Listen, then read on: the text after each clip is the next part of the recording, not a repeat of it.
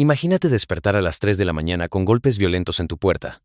Abres pensando que es una emergencia médica. Y lo es. Pero no del tipo que esperabas. 5 hombres armados con rifles de asalto están parados en tu puerta. Te preguntan si eres médico. Cuando respondes que sí, te dicen que hay un herido que necesita cirugía urgente. Intentas decirles que lo lleven al hospital. Se ríen. El hospital no es una opción. Tú vienes con ellos. Ahora, no es una petición, es una orden. Y si te niegas, la pistola que uno de ellos acaba de sacar te deja claro que rechazar no es opción. En ese momento, tu vida cambia para siempre, porque acabas de convertirte en el médico personal de un cártel de drogas. Y una vez que entras a ese mundo, salir vivo es casi imposible. Esto le pasó a un hombre llamado Dr. Ricardo Ramírez en Culiacán, Sinaloa, en marzo del 2009. Durante 4 años, este cirujano brillante, recién especializado, se convirtió en el médico personal del cártel de Sinaloa. Operó sicarios heridos en mesas de comedor. Curó lugartenientes baleados en casas de seguridad. Atendió personalmente a Joaquín El Chapo Guzmán cuando tuvo problemas de salud. Y durante esos 4 años de infierno, vio cosas que ningún ser humano debería ver. Presenció torturas donde él era el encargado de mantener viva a la víctima para que pudiera ser torturada más. Escuchó conversaciones sobre masacres planeadas contra carteles rivales. Conoció los nombres de políticos, generales y jueces que trabajaban para el narco. Supo de envíos de toneladas de cocaína como si fueran embarques de cualquier mercancía legal. Vio morir a hombres en sus manos mientras confesaban crímenes atroces. Y cada día que pasaba, se hundía más profundo, en un abismo del que no sabía si podría salir. Cuando finalmente escapó en enero del 2013, tuvo que huir de México, cambiar de identidad, entrar a protección de testigos en Estados Unidos y vivir escondido el resto de su vida. Porque lo que vio, lo que escuchó, lo que sabe, lo convierte en un hombre marcado. Si el cártel lo encuentra, lo matarán, sin dudarlo, sin piedad. Esta es su historia. La historia del médico, que curó a los criminales más peligrosos de México. La historia de cómo un hombre bueno se convirtió en cómplice involuntario de atrocidades. Y de cómo finalmente encontró el valor para escapar aunque eso significara perderlo todo. Prepárense, porque lo que viene es brutal, perturbador y absolutamente devastador. Capítulo 1. El hombre antes de la pesadilla. El doctor Ricardo Ramírez tenía 32 años cuando su vida se convirtió en una pesadilla. Era un hombre brillante, dedicado, con un futuro prometedor por delante. Había nacido en Ciudad de México en 1977, hijo de un profesor de secundaria y una enfermera. Desde niño mostró aptitud para las ciencias. Era meticuloso, detallista, con una capacidad innata para mantener la calma bajo presión. Sus padres, personas humildes pero educadas, se sacrificaron para mandarlo a la universidad. Ricardo no los defraudó. Entró a la Facultad de Medicina de la UNAM con el segundo mejor promedio de su generación. Durante 6 años estudió obsesivamente. No tenía vida social. No tenía novia. No tenía pasatiempos. Solo estudiaba. Medicina era su pasión, su vocación, su razón de ser. Quería salvar vidas. Quería hacer la diferencia. Quería ser el mejor cirujano posible. Se graduó con honores en 2003. Fue aceptado para hacer su residencia en cirugía general en un hospital prestigioso de Guadalajara. La residencia fue brutal. Turnos de 36 horas. Cirugías complicadas. Pacientes muriendo. Presión constante. Pero Ricardo prosperó. Tenía manos firmes como roca. Nunca se ponía nervioso en el quirófano sin importar qué tan grave estuviera el paciente. Tenía un don. Sus supervisores lo notaron. Este muchacho va a ser cirujano de clase mundial, decían. Terminó su residencia en 2008, siendo el mejor de su generación. Le ofrecieron quedarse en Guadalajara, en hospitales privados que pagaban muy bien, pero Ricardo quiso regresar a Sinaloa. Su familia paterna era de Culiacán. Sentía conexión con esa tierra. Y honestamente pensaba que podía hacer más bien en Culiacán que en una ciudad grande donde había muchos cirujanos buenos. En Culiacán había escasez de especialistas. La gente necesitaba buenos médicos. Entonces regresó.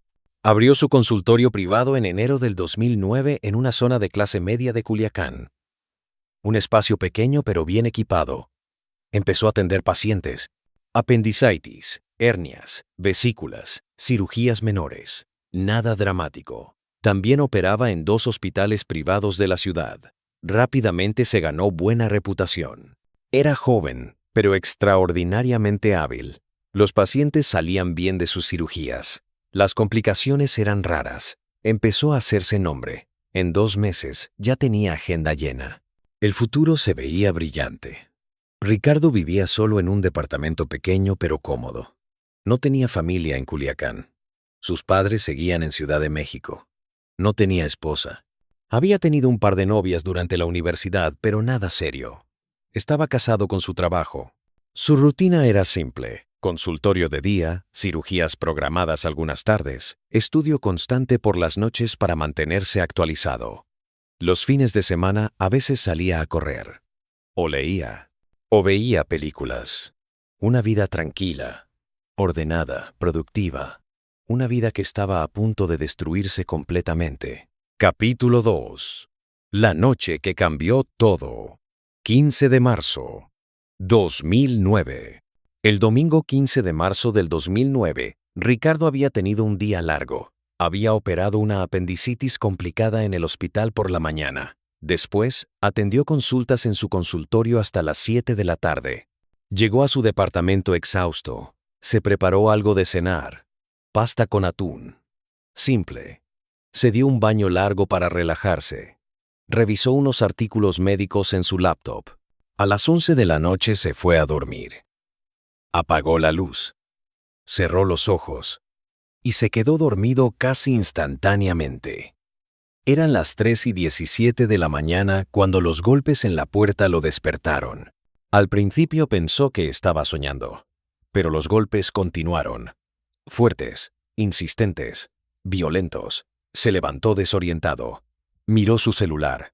3:17 de la madrugada. ¿Quién demonios toca a esta hora? Caminó hacia la puerta con el corazón acelerado. Tal vez era la policía. Tal vez había habido un accidente. Tal vez era un vecino con emergencia. ¿Quién es?, preguntó sin abrir. Una voz masculina áspera respondió: «Abra la puerta, doctor. Es urgente. Necesitamos un médico». Ricardo dudó. Algo no se sentía bien. Pero si alguien necesitaba ayuda médica urgente, no podía negarse. Ese era su juramento hipocrático. Abrió la puerta. Y ahí estaban, 5 hombres en el pasillo, todos vestidos completamente de negro, pantalones tácticos, botas militares, playeras negras. Todos con armas visibles. 3 con rifles AR-15 colgando del hombro. Los otros 2 con pistolas en el cinturón. Chalecos antibalas con bolsas llenas de cargadores. Parecían soldados de fuerzas especiales. Pero no eran soldados. Ricardo lo supo inmediatamente por sus miradas. Eran sicarios, criminales, asesinos. «Usted es el doctor Ricardo Ramírez, ¿verdad?», preguntó el que parecía ser el líder. Un hombre de unos 40 años, cara marcada por cicatrices, ojos fríos. «Sí, soy yo». «¿Qué pasa? ¿Quiénes son ustedes?». «Somos gente que necesita sus servicios, doctor. Tenemos un hombre herido. Necesita cirugía. Urgente». Ricardo sintió el miedo subiendo por su espina dorsal. «Llévenlo al hospital». «A urgencias. Allá hay equipamiento adecuado, anestesia, enfermeras. No podemos llevarlo al hospital, doctor». «Y usted no está entendiendo. No estamos pidiendo, estamos diciendo. Usted viene con nosotros. Ahora mismo». Ricardo levantó las manos instintivamente. «Escuchen, yo no puedo». El líder sacó su pistola en un movimiento fluido. Una Glock negra que apuntó directamente a la frente de Ricardo. El cañón a 5 centímetros de su cara. Ricardo podía ver el interior del cañón. Podía oler el aceite del arma. «Doctor», dijo el hombre con voz mortal, «no estamos preguntando. O viene con nosotros voluntariamente caminando, o lo llevamos a la fuerza arrastrando. Usted decide, pero va a venir, y va a salvar a nuestro hombre, porque si él se muere, usted se muere con él». ¿Me expliqué claro? Ricardo asintió sin poder hablar. El terror le había cerrado la garganta. Tiene 2 minutos para vestirse y agarrar su equipo médico. 2 minutos. Si no salen 2 minutos, entramos por usted. Ricardo se metió corriendo a su departamento. Las piernas le temblaban tanto que casi se cae. Se puso unos jeans, una playera, zapatos. Corrió a su cuarto donde tenía su maletín médico. Lo abrió, metió todo lo que pudo en 2 minutos. Instrumentos quirúrgicos básicos. Escalpelo, pinzas, tijeras, portaagujas, hilo de sutura de diferentes calibres, jeringas, agujas, vendas estériles, gasas, alcohol, guantes, un par de frascos de lidocaína para anestesia local, suero intravenoso, antibióticos, analgésicos, todo lo que tenía a la mano. Sabía que no era suficiente para una cirugía real, pero era todo lo que había. Salió del departamento. Los 5 hombres seguían ahí esperando. Uno de ellos agarró a Ricardo del brazo con fuerza. Lo sacaron del edificio. En la calle, había una Chevrolet Suburban negra con vidrios polarizados. Motor encendido. Lo metieron al asiento trasero. 2 hombres se sentaron a sus lados. El líder adelante como copiloto, otro conduciendo. El quinto se subió a otra camioneta que estaba atrás. Antes de arrancar, el líder se volteó hacia Ricardo. Le puso una capucha negra en la cabeza. No puede ver a dónde lo llevamos, doctor. Por su seguridad. Ricardo sintió la capucha cubriéndole la cara. Oscuridad total. Escuchó el motor acelerando. La camioneta arrancó. Durante todo el viaje, Ricardo intentó controlar su respiración. Inhalaba profundo. Exhalaba lento. Trataba de calmarse. Pero no podía. Su mente corría a 1000 por hora. ¿Quiénes eran estos hombres? ¿Para quién trabajaban? ¿A dónde lo llevaban? Lo iban a matar después de que operara al herido. Volvería a ver a sus padres. ¿Era este su último día vivo? Las preguntas lo atormentaban. El viaje duró aproximadamente 40 minutos. La camioneta se detuvo. Escuchó puertas abriéndose. Manos lo agarraron de los brazos. Lo sacaron.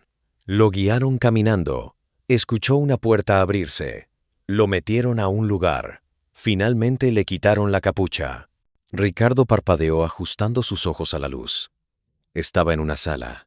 Una casa. Grande. Bien amueblada. Pero lo que vio lo dejó helado. Había hombres armados por todos lados. Contó rápido. 20. Tal vez 25. Todos con armas. Todos mirándolo. Y en medio de la sala, sobre una mesa de comedor de madera, había un hombre tendido, joven, tal vez 25 años, sin camisa. El torso cubierto de sangre, gemía de dolor. Ricardo se acercó automáticamente, su instinto médico activándose. Vio 3 heridas de bala, una en el hombro izquierdo, sangre fluyendo pero no excesiva. Una en el costado derecho, justo debajo de las costillas. Esa se veía grave. Y una en la pierna izquierda, muslo, también sangrando. El hombre estaba pálido, sudando, en shock, perdiendo sangre rápidamente. Necesitaba atención inmediata o moriría. El líder de los sicarios se paró junto a Ricardo. Sálvelo, doctor. Este hombre es importante para nosotros. Si él vive, usted vive. Si él se muere, usted se muere con él. Así de simple. Ricardo tragó saliva. Intentó hablar profesionalmente. Necesito ayuda. Necesito enfermeras. Necesito anestesia adecuada. Necesito equipo de monitoreo. Esto no es un quirófano. No tengo lo necesario. Haga lo que pueda con lo que tiene, doctor. Ya le dije las reglas. Él vive. Usted vive. ¿O necesito ser más claro? El hombre puso su mano en la pistola que traía en el cinturón. El mensaje era obvio. Ricardo asintió. Está bien. Voy a necesitar agua hirviendo. Toallas limpias. Muchas. Una lámpara con la luz más fuerte que tengan. Alcohol o tequila para desinfectar. Tijeras. Pinzas si tienen. Y alguien que me ayude. Alguien que pueda seguir instrucciones y que no se vaya a desmayar viendo sangre. Los sicarios se miraron entre ellos. Una mujer joven salió de una habitación. Tendría unos 23 años. Bonita. Asustada. Yo te ayudo, dijo con voz temblorosa. Era evidente que vivía ahí, probablemente novia de alguno de los sicarios. Ricardo la miró. ¿Tienes estómago para esto? Va a haber mucha sangre. Ella asintió. Puedo hacerlo. Durante los siguientes 10 minutos hubo actividad frenética. Trajeron ollas con agua hirviendo, montones de toallas, 2 lámparas de pie con focos fuertes que pusieron alrededor de la mesa, una botella de tequila, tijeras de cocina. Una mujer trajo una caja de costura con agujas e hilo. Ricardo lavó sus manos con jabón y agua caliente. No tenía guantes estériles, pero se limpió lo mejor que pudo. Se acercó al herido. El hombre lo miraba con ojos vidriosos. «Ayúdame, Doc», murmuraba. «No quiero morir. Por favor». Ricardo le puso la mano en el hombro. «Tranquilo. Voy a hacer todo lo posible. Pero vas a sentir dolor. Mucho dolor. No tengo anestesia real. Solo anestesia local que no va a ser suficiente. Necesito que seas fuerte». El herido asintió. «Haz lo que tengas que hacer». Ricardo le dio un palo de madera.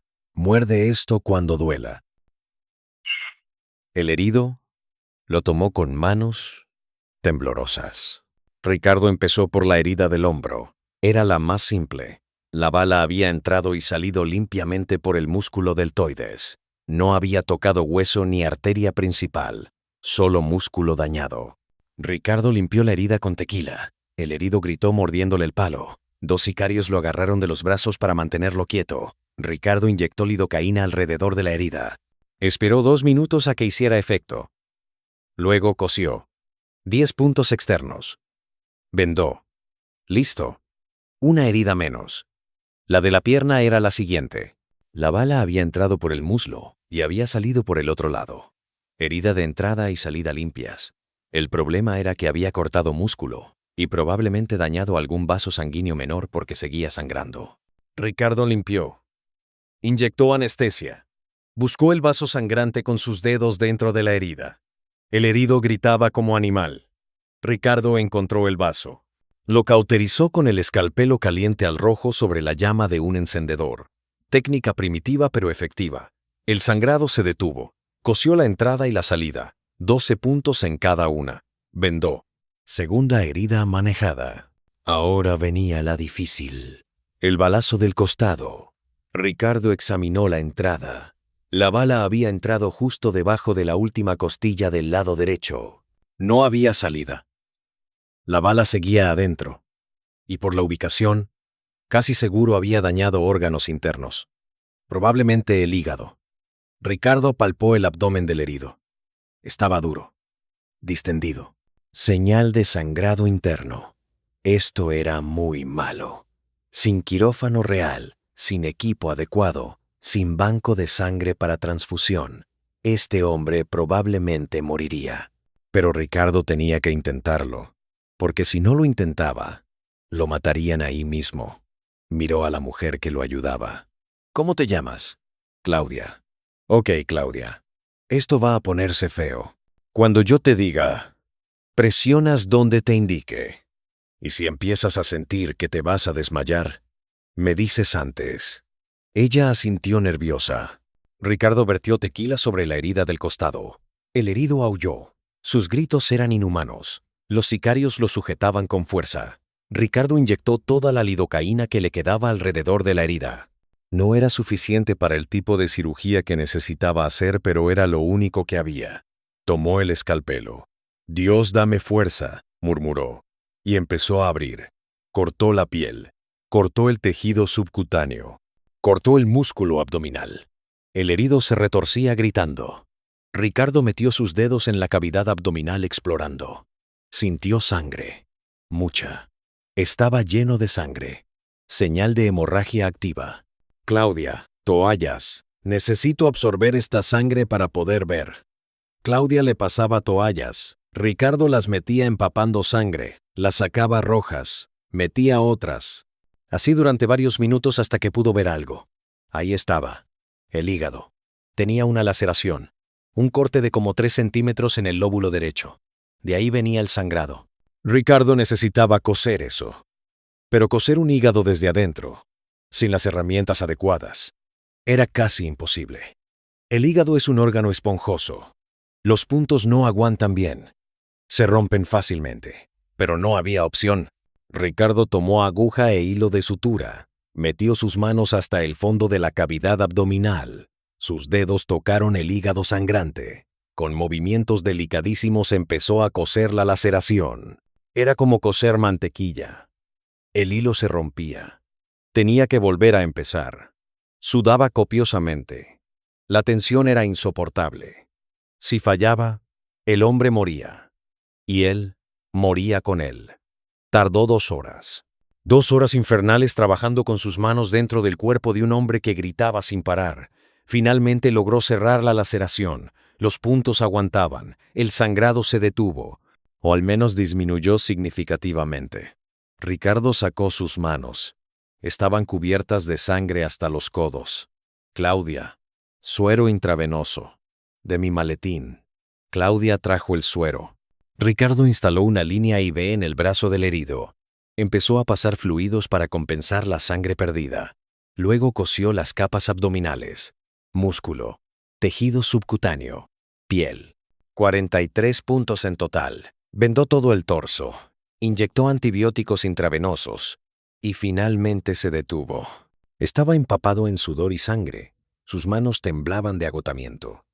Miró al líder de los sicarios. Hice lo que pude. La bala del costado dañó el hígado. Logré coser la laceración, pero es delicado. Puede haber sangrado interno de nuevo si los puntos no aguantan. Necesita ser monitoreado constantemente las próximas 24 horas. Si sobrevive las primeras 24 horas, probablemente vivirá.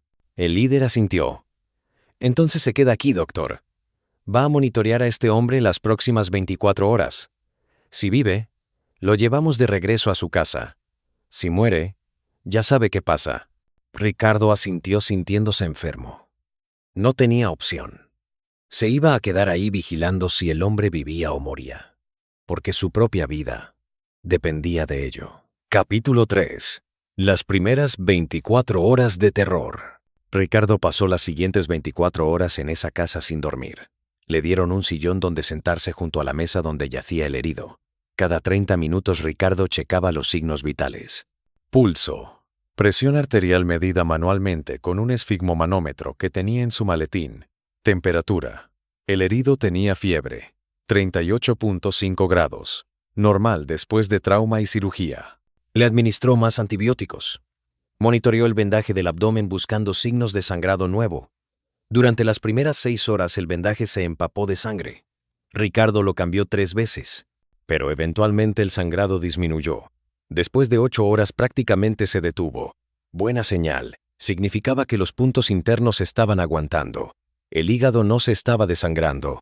Ricardo empezó a tener esperanza. Tal vez este hombre sobreviviría. Tal vez él sobreviviría también. Durante esas 24 horas, Ricardo observó la casa y la gente. Era claramente una casa de seguridad del cártel. Había sicarios rotando guardias. Algunos dormían en habitaciones mientras otros vigilaban. Mantenían disciplina militar. Turnos de 4 horas. Los que salían de turno eran reemplazados inmediatamente. Había armas por todos lados. Rifles, pistolas. Incluso vio granadas en una mochila. En las paredes había fotografías. Fotos de algunos de estos hombres en situaciones normales. En fiestas. En el campo. Con familias. Era perturbador ver que estos asesinos tenían vidas normales. Tenían familias. Hijos. Eran seres humanos. Eso los hacía más aterradores de alguna forma, porque significaba que cualquiera podía convertirse en esto, bajo las circunstancias correctas. Ricardo también escuchó conversaciones. Los sicarios hablaban entre ellos pensando que el doctor no prestaba atención. Pero Ricardo escuchaba todo. Hablaban sobre el tiroteo donde su compañero había sido herido. Fue contra los Zetas, decía uno. Nos emboscaron en la carretera federal. Pero estábamos preparados. Les dimos piso. Matamos a 5 de ellos. Solo tuvimos 2 heridos. Nuestro compa aquí. Señaló al hombre en la mesa. Y otro que ya murió. Otro sicario preguntó. ¿Recuperamos la mercancía? Sí. Los 500 kilos están seguros. Ya se los entregamos al jefe. Está contento. Ricardo procesaba esta información. 500 kilos. De cocaína presumiblemente. Había un tiroteo por 500 kilos de droga. Gente había muerto. Y estos hombres hablaban de ello como si fuera rutina. Otra conversación que Ricardo escuchó fue sobre un trabajo pendiente. «Tenemos que hacer un trabajito el martes», decía un sicario mayor. «¿Qué tipo de trabajo?», preguntaba otro más joven. «Un diputado. El jefe quiere que lo levantemos. Parece que el pendejo dejó de cooperar. Quería más dinero. El jefe le ofreció $500,000 al mes. El diputado pidió 1,000,000. El jefe dijo que no. Entonces el diputado amenazó con hablar. Gran error. ¿Lo vamos a matar? No todavía. Primero lo levantamos. Lo interrogamos. Que nos diga si ya habló con alguien. Si no ha hablado, lo matamos callado.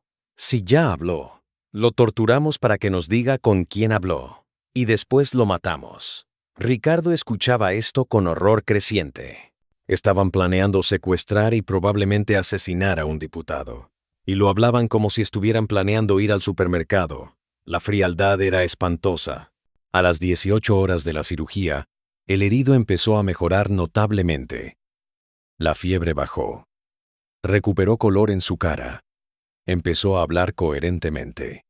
«Doctor, gracias», murmuró. «Me salvó la vida». Ricardo solo asintió. El herido continuó. «No sé quién es usted, pero le debo una.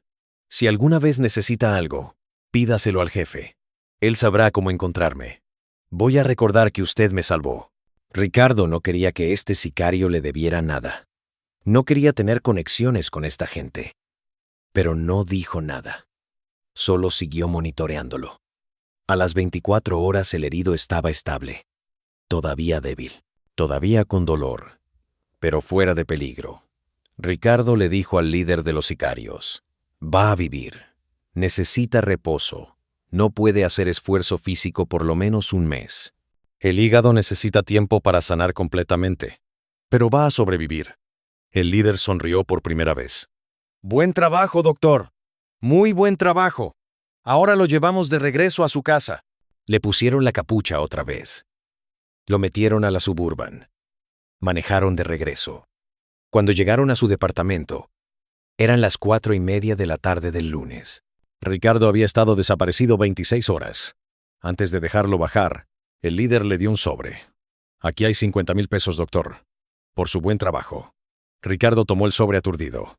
Nunca había visto tanto dinero en efectivo junto. También le dieron una tarjeta con un número telefónico. «Si necesita algo, doctor, llame a este número». «Y doctor», añadió el líder con voz seria, «lo que pasó aquí no pasó. Usted no vio nada. No sabe nada. No estuvo aquí. Si alguien le pregunta dónde estuvo, estuvo en su casa durmiendo. ¿Entendido?» Ricardo asintió. «Entendido. Y una cosa más. Probablemente lo vamos a necesitar otra vez en el futuro. Cuando lo necesitemos, vendremos por usted. Espero que esté listo. Le recomiendo que siempre tenga su maletín preparado. Nunca sabe cuándo lo vamos a llamar». Ricardo se bajó de la camioneta. Entró a su edificio caminando como zombi. Subió a su departamento. Cerró la puerta. Se quedó parado ahí sin moverse durante como 5 minutos. Luego caminó al baño. Se quitó la ropa. Estaba manchada de sangre seca. La tiró a la basura. Se metió a la regadera. Abrió el agua caliente. Y se quedó ahí parado bajo el chorro, mientras el agua se llevaba la sangre de sus manos y brazos. Y lloró. Lloró como no había llorado desde que era niño. Lloró de miedo, de alivio, de shock, de terror por lo que acababa de vivir, y de terror por lo que el líder había dicho. Lo volverían a llamar. Esto no era una vez. Esto apenas empezaba. Ricardo se dejó caer al piso de la regadera, el agua caliente cayéndole encima, y ahí se quedó durante media hora llorando hasta que no le quedaron más lágrimas. Capítulo 4.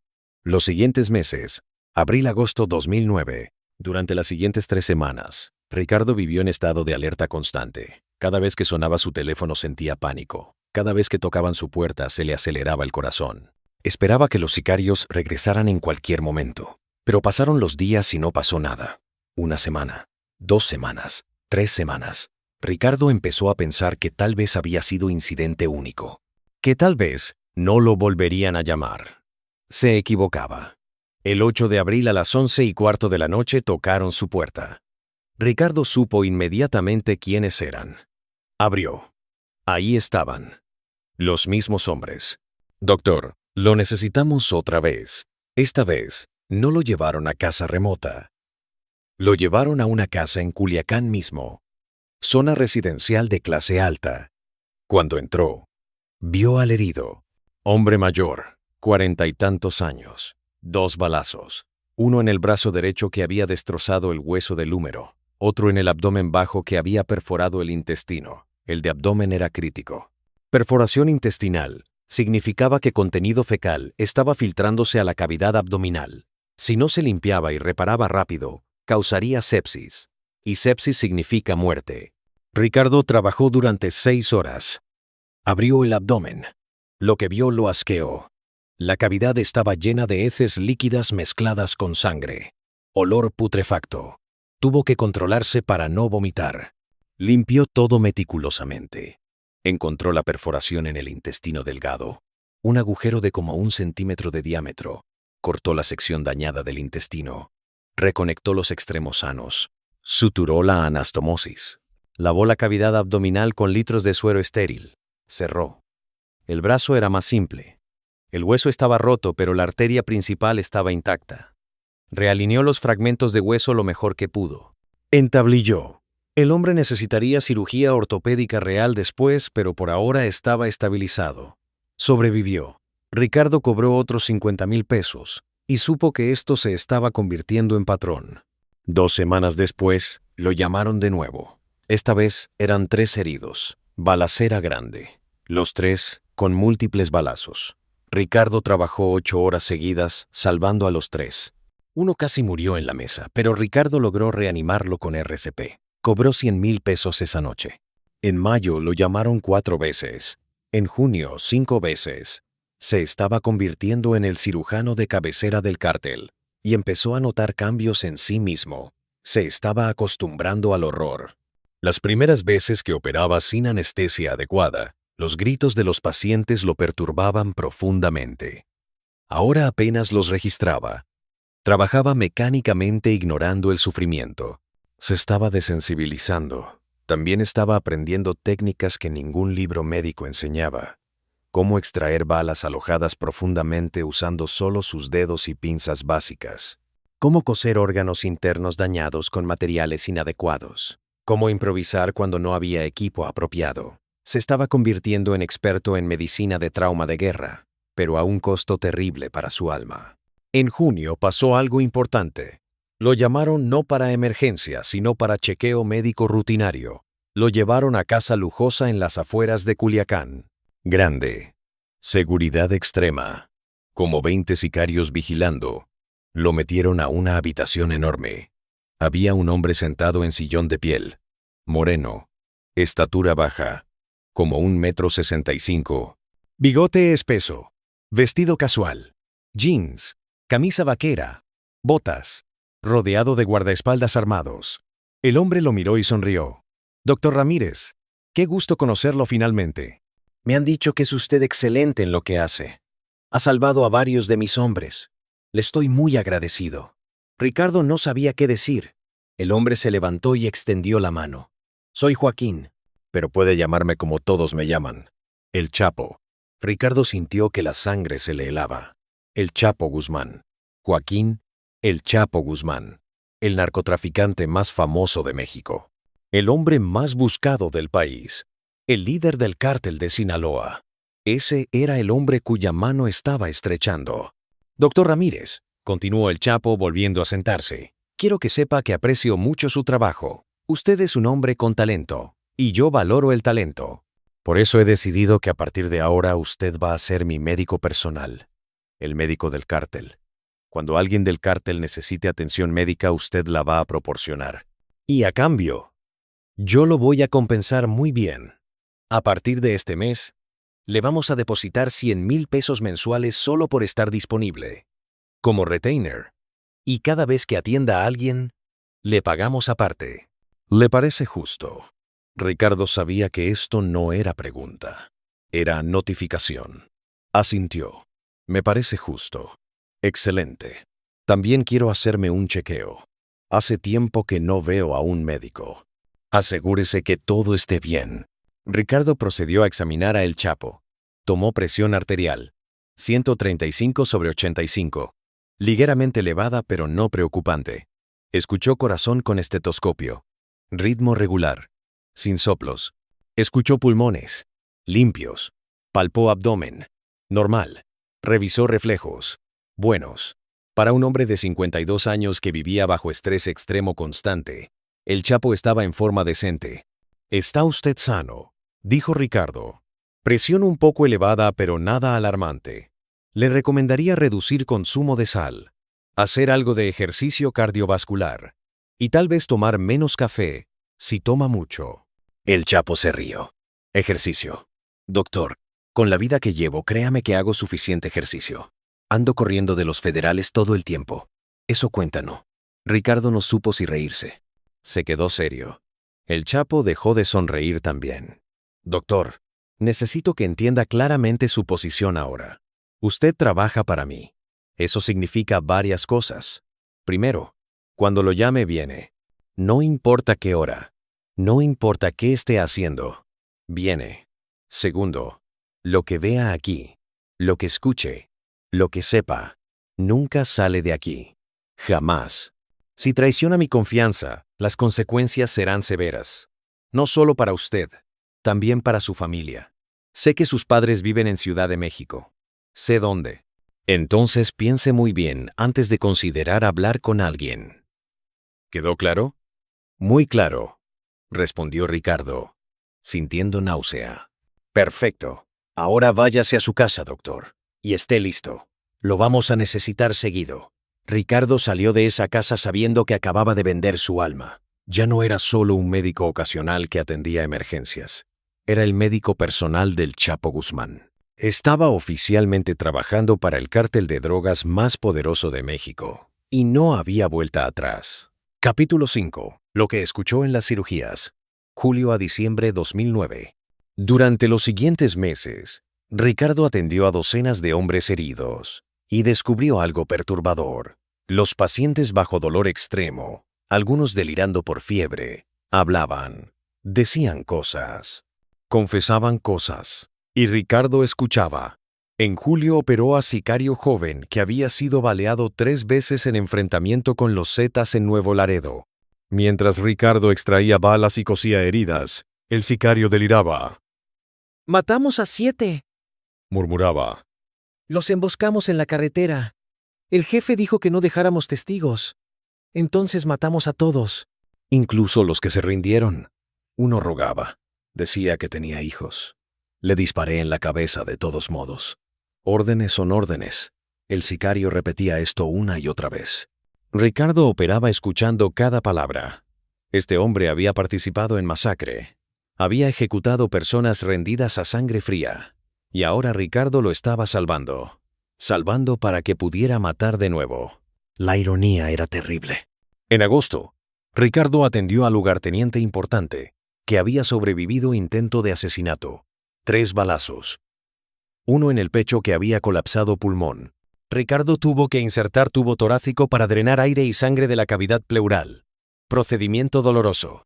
El lugarteniente gritaba. Mientras trabajaba, otros sicarios estaban en la habitación discutiendo quién había ordenado el ataque. Fue el cártel de Juárez, decía uno. Ya confirmamos.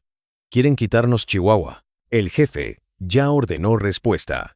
Mañana mandamos 20 camionetas llenas de gente armada a Ciudad Juárez. Van a atacar 3 de sus bodegas principales. Instrucciones son claras. Matar a todos los que encuentren. No importa si son sicarios, distribuidores o simples trabajadores. Todos muertos. ¿Y si hay civiles? Preguntó otro. Si hay civiles en las bodegas los matamos también. No podemos dejar testigos. Ricardo cosía escuchando. 20 camionetas. Tal vez 100 hombres armados. Atacando 3 ubicaciones. ¿Cuánta gente iba a morir? 20. 50. Más. Y él lo sabía de antemano. Podría llamar a la policía, advertir, tal vez evitar la masacre, pero si lo hacía, lo matarían, a él y a sus padres. Entonces no hizo nada, solo siguió operando. En septiembre, Ricardo vivió la experiencia más traumática hasta ese momento. Lo llamaron a casa de seguridad. Cuando llegó, vio a hombre amarrado a silla. Le habían cortado 3 dedos de mano derecha. Tenía quemaduras de cigarrillo por todo el pecho. Costillas rotas. Estaba sangrando, llorando, rogando. El Chapo estaba ahí. Doctor, este hombre nos robó. Robó $200,000 de una de nuestras operaciones. Necesitamos que nos diga dónde escondió el dinero, pero no quiere cooperar. Entonces lo estamos persuadiendo. Y usted, doctor, va a ayudarnos. Su trabajo es mantenerlo vivo y consciente, mientras lo persuadimos que no se desmaye del dolor, que no entre en shock, que siga despierto, para que pueda decirnos lo que queremos saber. Ricardo sintió horror absoluto. Le estaban pidiendo participar activamente en tortura, mantener viva a la víctima específicamente para poder torturarla más. No puedo hacer eso, dijo Ricardo. Eso viola todos los principios médicos. El juramento hipocrático. No me importan sus juramentos, doctor, interrumpió el Chapo con voz fría. O hace lo que le digo, o usted toma el lugar de este hombre en esa silla. Decida rápido. Ricardo no tuvo opción. Durante las siguientes 3 horas, fue testigo y participante de tortura brutal.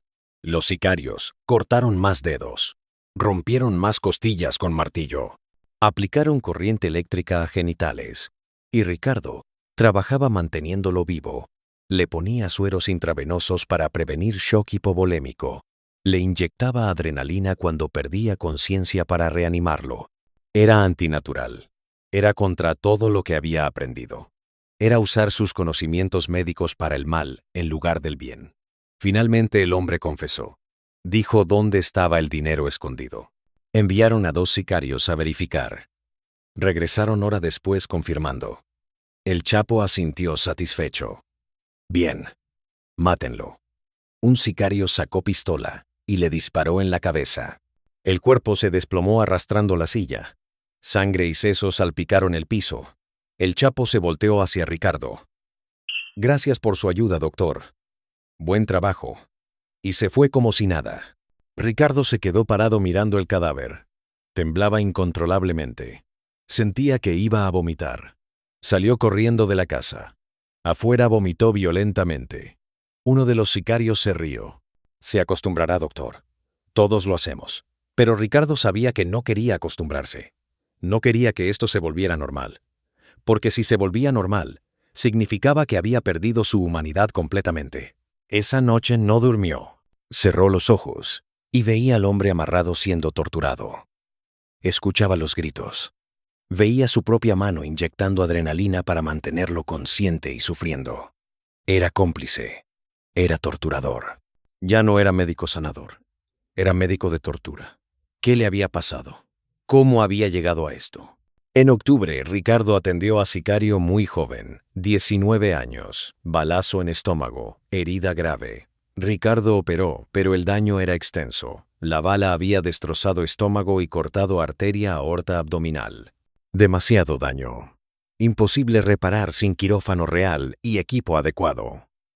El chico se estaba muriendo y Ricardo no podía hacer nada. Mientras moría, el chico deliraba. «Perdón, mamá», murmuraba. «Perdón por meterme en esto. Perdón por matar a esa familia. El jefe me obligó. Dijo que si no los mataba, me mataban a mí. Eran 5. El papá, la mamá, 2 niños y una abuela. Los maté a todos. Perdón, mamá. Perdón, Dios». El chico murió ahí en la mesa. Ricardo cerró sus ojos. 19 años. Había matado a familia completa por órdenes. Y ahora estaba muerto también. Los sicarios sacaron el cuerpo. Lo iban a enterrar en el desierto. Fosa sin marcar. Otro joven muerto que nadie reclamaría. Su madre esperaría toda la vida que regresara. Nunca sabría que murió en mesa improvisada siendo operado por médico que no pudo salvarlo. Capítulo 6. Profundizando en el infierno. Enero a junio, 2010. El año 2010 fue cuando Ricardo se hundió más profundo en el mundo criminal. Ya no solo lo llamaban para cirugías en Culiacán, empezaron a llevarlo a otros lugares. En enero lo llevaron a Badiraguato, en la Sierra de Sinaloa. Viaje de 6 horas, por caminos de terracería. Llegaron a Rancho Enorme, base de operaciones del cártel. Había como 100 sicarios, vehículos militares, armas pesadas. Era como base militar de ejército privado. Ahí Ricardo atendió a 5 heridos que habían resultado de enfrentamiento con soldados del ejército mexicano. Uno de ellos le contó la historia. Nos emboscaron en la carretera, dijo, pero teníamos información de antemano. Un general nos avisó con 2 horas de anticipación exactamente dónde iba a ser la emboscada. Entonces preparamos nuestra propia contraemboscada. Cuando los soldados atacaron, ya los estábamos esperando. Los rodeamos. Los masacramos. Matamos a 12 soldados. Nosotros solo tuvimos 5 heridos y 2 muertos. Victoria total. Ricardo escuchaba procesando. El ejército mexicano estaba infiltrado.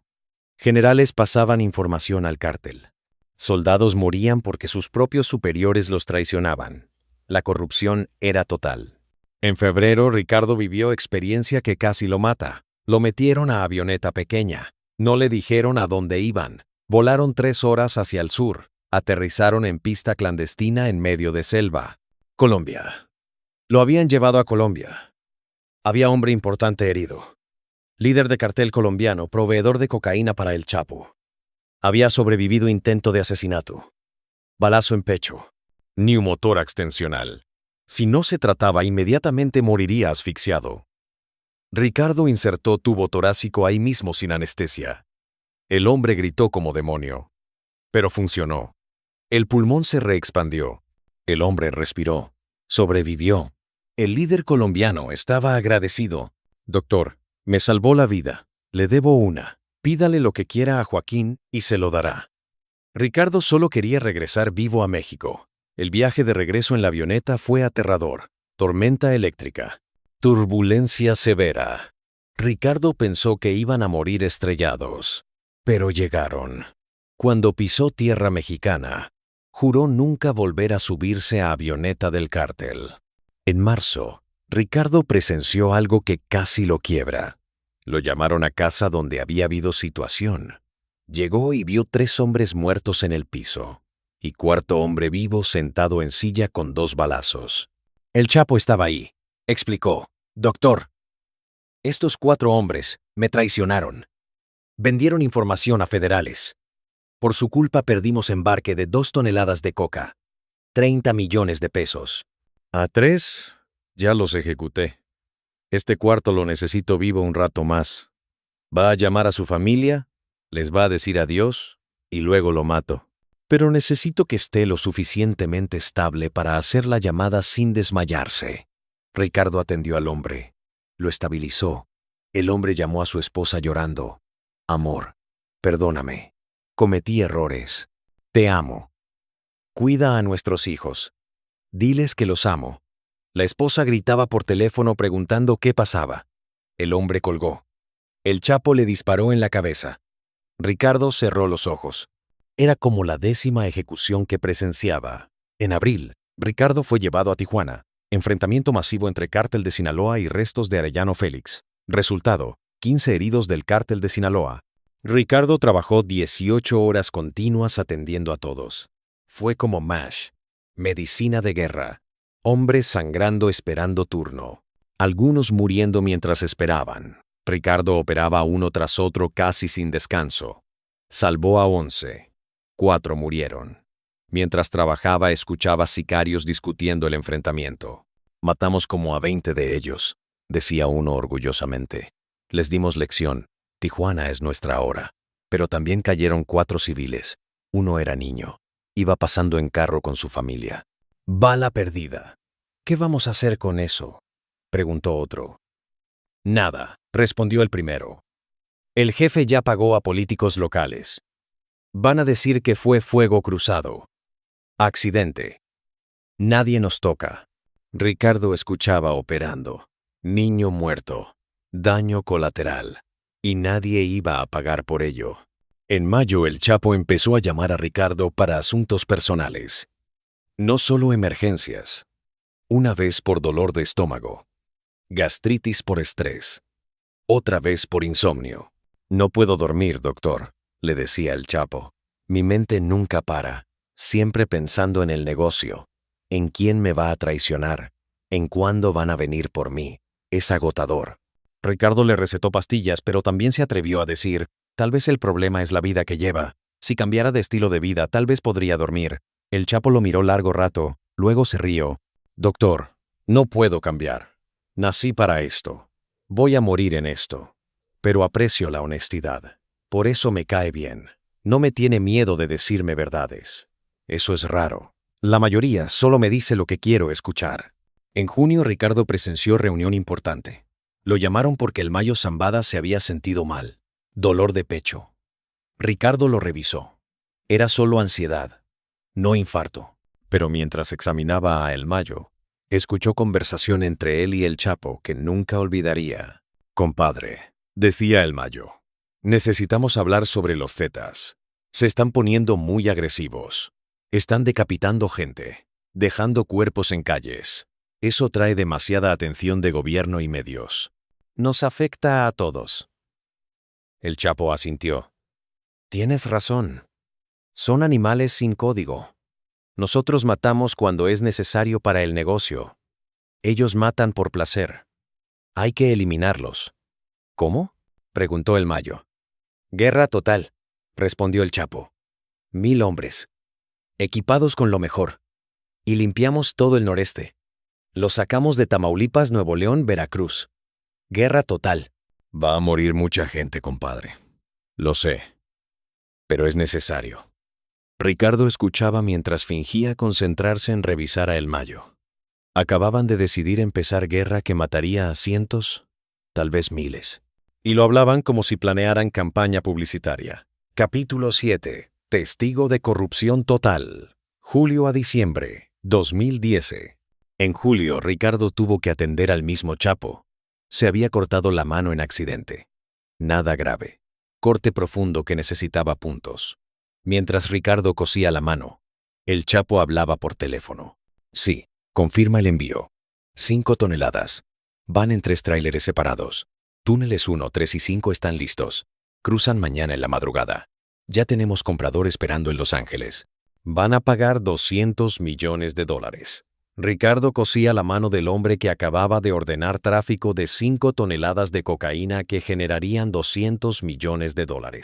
Las cantidades eran demenciales. Y hablaba de ello, como quien ordena pizza. En agosto, Ricardo vivió uno de los momentos más aterradores. Lo llevaron a casa, donde había reunión importante. Muchos lugartenientes. Mucha tensión. Ricardo estaba ahí porque uno de los lugartenientes tenía dolor de estómago. Resultó ser solo gases. Pero tuvo que quedarse porque el Chapo lo pidió. Durante la reunión, uno de los lugartenientes dio malas noticias. Jefe, el envío para Chicago fue interceptado. Federales agarraron el tráiler completo. Perdimos 500 kilos, 20 millones de pesos. Silencio mortal en habitación. El Chapo miraba fijamente al lugarteniente. ¿Cómo pasó? Alguien filtró información, jefe. Hubo informante. ¿Quién? No sabemos aún. Estamos investigando. Tienes 24 horas para encontrarlo, dijo el Chapo con voz que daba escalofríos. Y lo traes vivo. Quiero hablar con él antes de matarlo. 24 horas después, Ricardo fue llamado de nuevo. Habían encontrado al informante.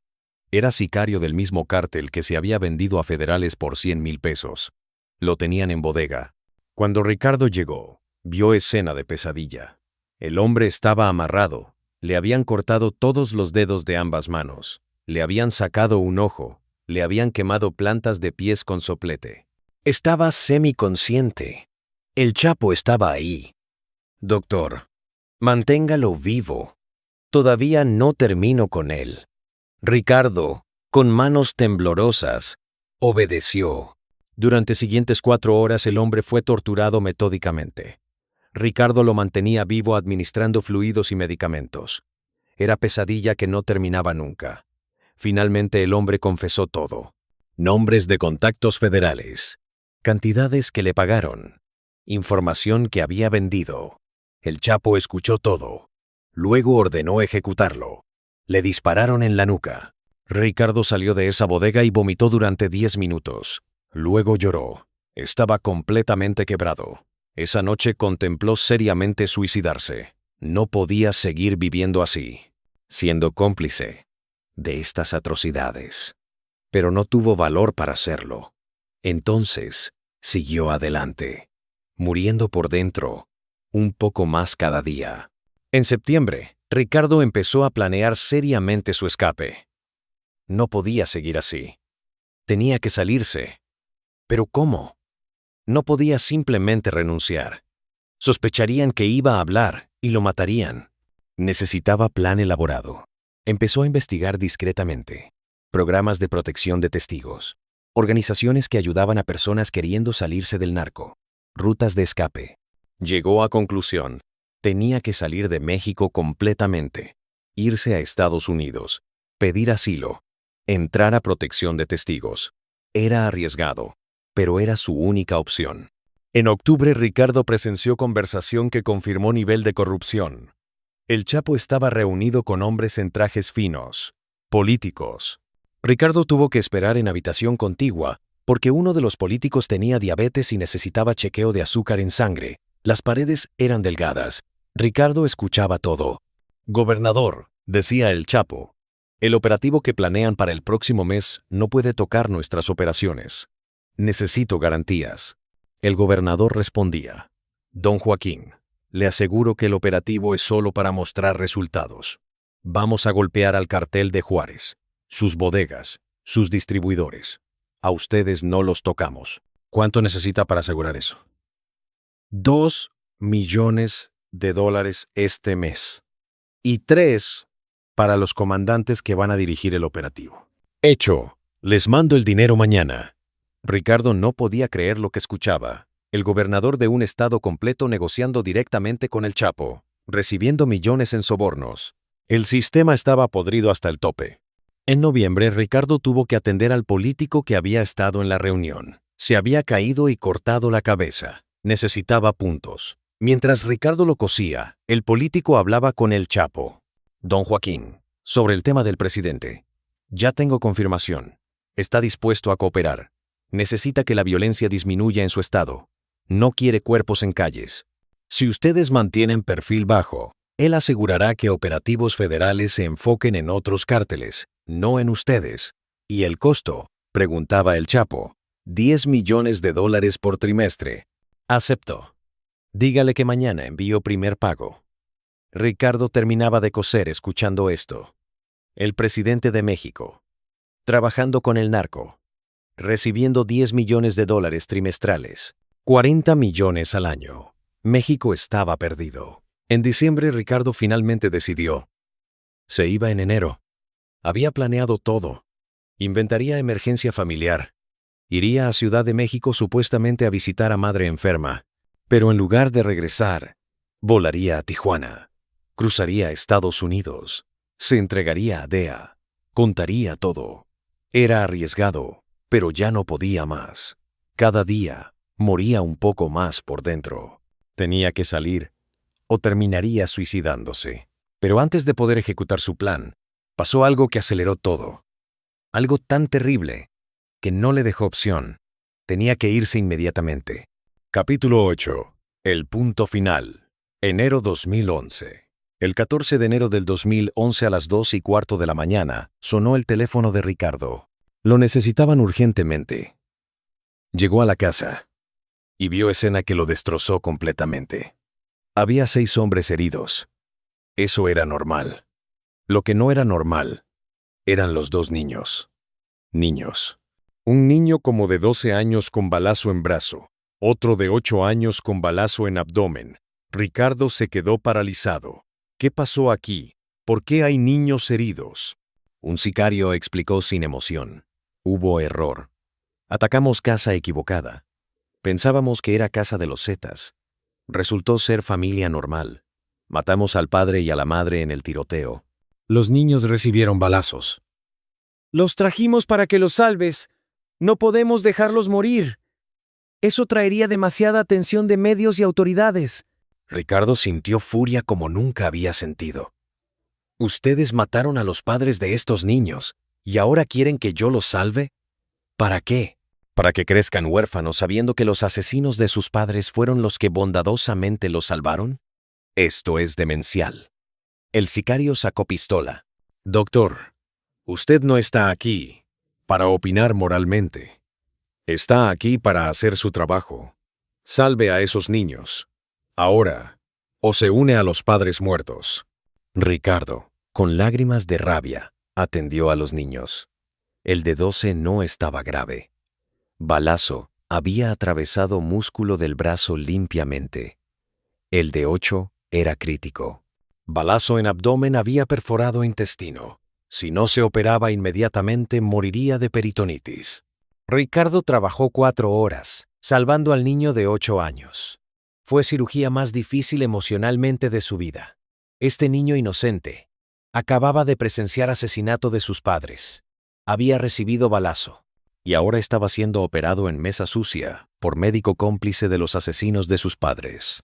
Era grotesco, era antinatural, era mal puro. Pero Ricardo lo salvó, porque era niño. No merecía morir.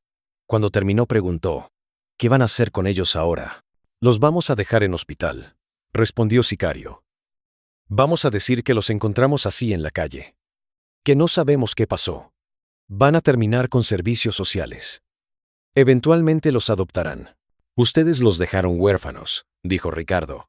Van a vivir con trauma de haber visto morir a sus padres. Van a tener pesadillas resto de sus vidas. Cicatrices psicológicas permanentes.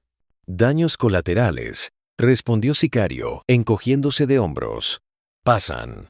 Esa noche Ricardo llegó a su departamento y tomó decisión final e irrevocable. Se iba. Ya. No mañana. No la próxima semana. Ya. No podía pasar un día más siendo cómplice.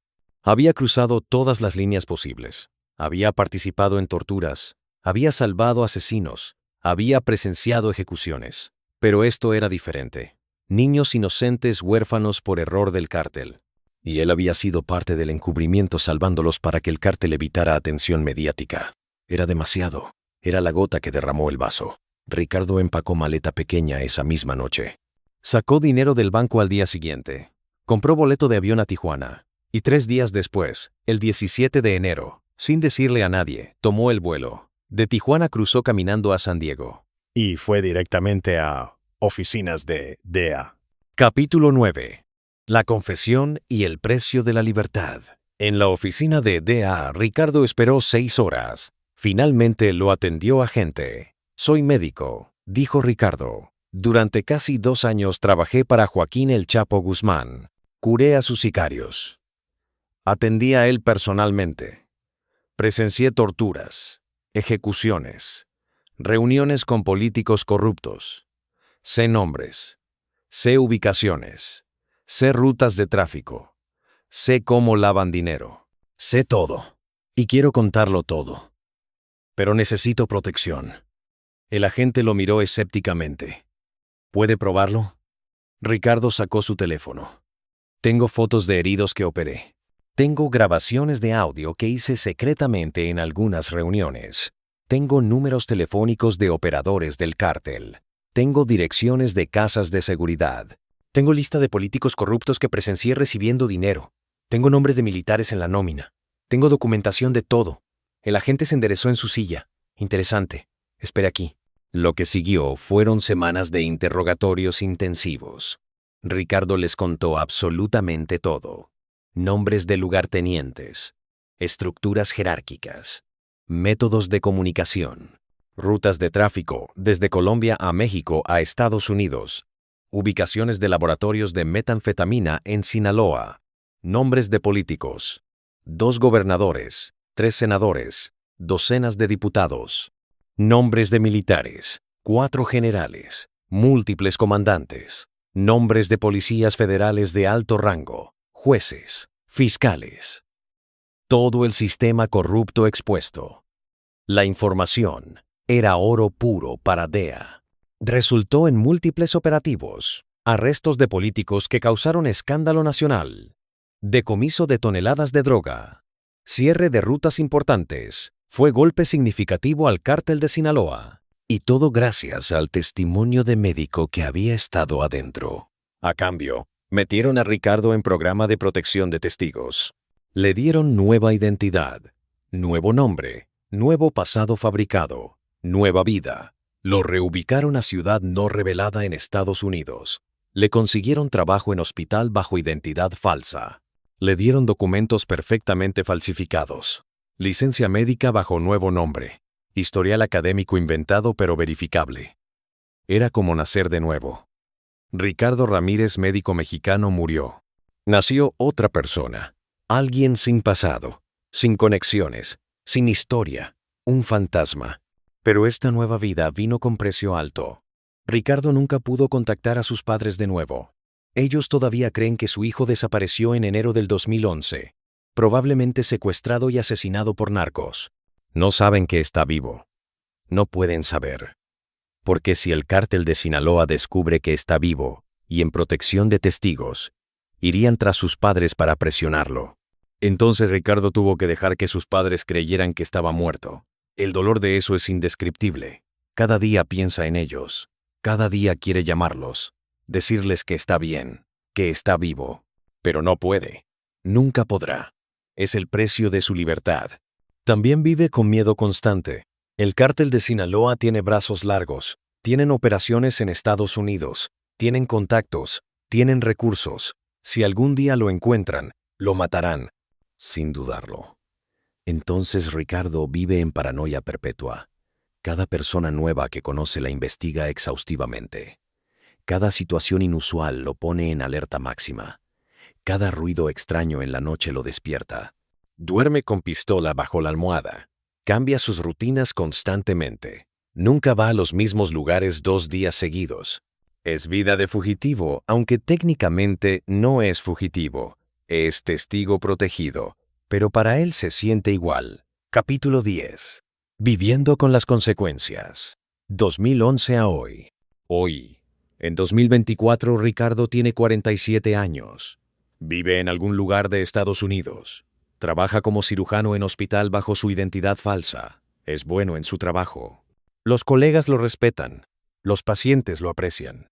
Nadie sospecha que este médico tranquilo y profesional tiene pasado oscuro como médico personal del cártel más poderoso de México. Externamente su vida se ve normal. Tiene departamento agradable, carro decente, sueldo estable. Pero internamente está destrozado. Sufre PTSD severo. Tiene pesadillas casi todas las noches. Sueña con las torturas que presenció, con las ejecuciones que vio, con los gritos de hombres siendo operados sin anestesia, con el niño de 8 años que operó después que el cártel mató a sus padres. Se despierta sudando, gritando. Algunos vecinos se han quejado del ruido. Está en terapia, 3 veces por semana. Toma medicamentos para depresión, ansiedad, insomnio. Pero nada quita completamente el peso de lo que vivió, de lo que hizo.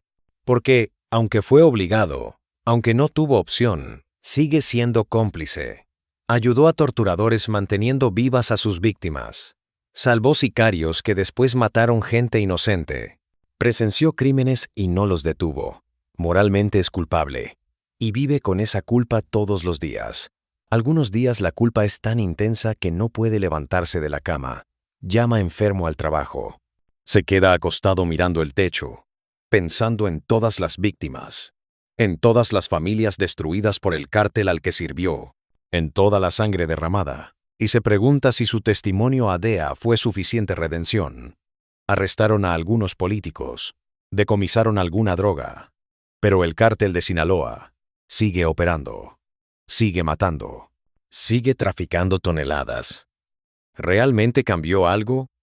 ¿O solo se salvó a sí mismo mientras el monstruo sigue vivo? Ricardo no tiene pareja. Ha intentado salir con mujeres, pero intimidad requiere honestidad, y él no puede ser honesto. No puede contarle a nadie su verdadera historia. Entonces las relaciones nunca prosperan. Permanecen superficiales. Eventualmente las mujeres se frustran con su secretividad y lo dejan. Está solo, completamente solo. Tampoco tiene amigos cercanos. Tiene colegas del trabajo con quienes es cordial, pero no amigos reales. Porque amistad requiere confianza, y él no puede confiar en nadie completamente. Vive aislado, solitario, prisionero de su propio pasado. La única alegría pequeña que tiene es su trabajo médico actual. Cada cirugía que hace bien, cada vida que salva legítimamente, cada paciente que se recupera, es pequeña redención. Está usando sus habilidades para el bien ahora, para salvar en lugar de servir al mal. No compensa completamente por lo que hizo. Nunca lo hará. Pero es algo. Es lo único que tiene. Entonces trabaja obsesivamente, toma turnos extras, se ofrece voluntario para cirugías difíciles que otros rechazan. Trabaja 60-70 horas por semana, porque cuando está trabajando no está pensando. No está recordando. No está sufriendo. El trabajo es su escape, su morfina, su forma de sobrevivir. Reflexiones del testigo. En entrevista reciente bajo anonimato completo, Ricardo compartió reflexiones sobre lo que aprendió durante esos casi 2 años en el infierno. Aprendí que el narcotráfico mexicano no es grupo de criminales desorganizados, dijo. Es corporación multinacional perfectamente estructurada. Tienen jerarquías claras, departamentos especializados, procesos establecidos, reportes financieros. Es negocio. Negocio criminal, pero negocio eficiente. También aprendí que la corrupción en México es mucho peor de lo que la gente imagina. No es solo algunos policías malos, es todo el sistema. Gobernadores, senadores, generales, jueces, fiscales, todos comprometidos, todos recibiendo dinero del narco. El sistema está completamente podrido. No hay salvación para México mientras esto siga así. Aprendí que la violencia del narco no tiene límites. Continuó. Matan sin remordimiento. Torturan por información o por ejemplo. Ejecutan familias completas. Y lo hacen con frialdad espantosa. Son hombres que perdieron completamente su humanidad. Para ellos, matar es trabajo, nada más. También aprendí que muchas personas trabajan para el narco no por maldad, sino por necesidad o miedo, como yo. Me obligaron. No tuve opción inicial. Claro que después tuve opciones. Pude haberme ido antes. Pude haber buscado ayuda. Pero tuve miedo.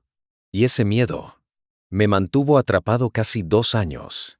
Años de ser cómplice de atrocidades. Aprendí que el narcotráfico mexicano existe porque hay demanda de drogas en Estados Unidos, dijo.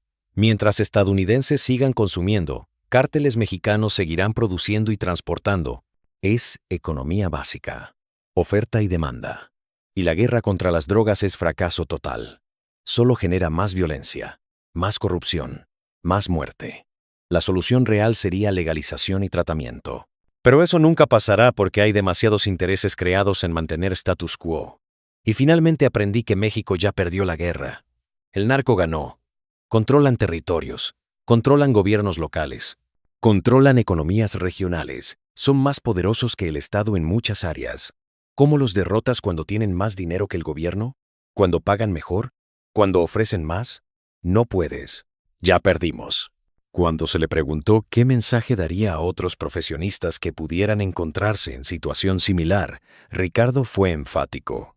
Si alguna vez narcos te buscan, si te obligan a trabajar para ellos, escapa lo más pronto posible. No pienses que puedes manejarlo. No pienses que será solo una vez. Una vez se convierte en 2, 2 en 10, 10 en 100. Y antes de darte cuenta llevas años atrapado. Años manchando tus manos con sangre. Años siendo cómplice de crímenes que te perseguirán resto de tu vida. Escapa. Busca ayuda. Hay organizaciones que ayudan. Hay programas de protección. Sí es peligroso. Sí arriesgas tu vida. Pero quedarte es arriesgar tu alma.